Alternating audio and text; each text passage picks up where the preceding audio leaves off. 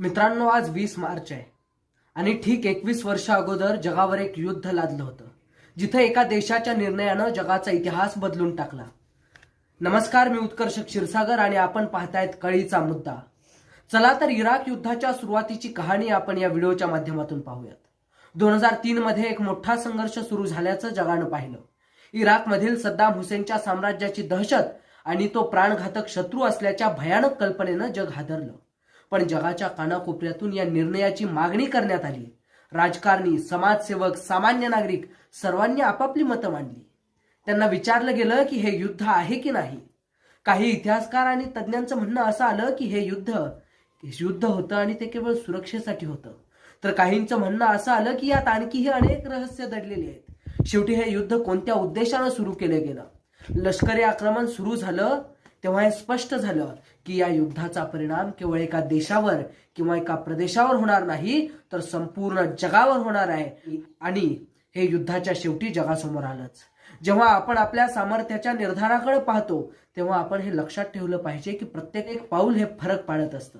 या युद्धानं जगाला एक महत्वाचा धडा शिकवलाय की समजून घेणं, विभाजित करणं आणि शिकणं ही सगळ्यात मोठी गरज आहे. ही एक भेट आहे जी आपल्याला मानवी इतिहासातील काही नाजूक पैलू समजून घेण्याची संधी देते.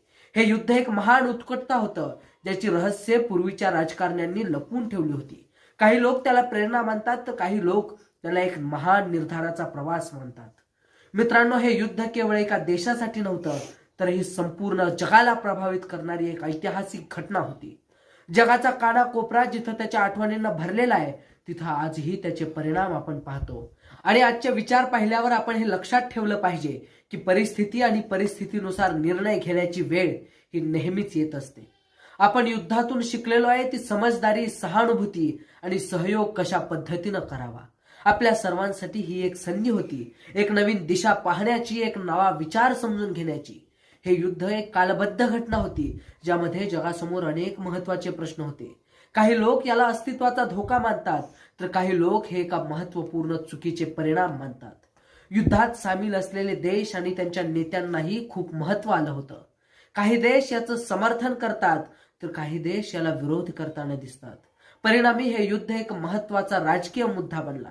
परंतु या युद्धाच्या रहस्याचा शोध घेताना आपण हे लक्षात ठेवलं पाहिजे की प्रत्येक पाऊल महत्वाचं आहे.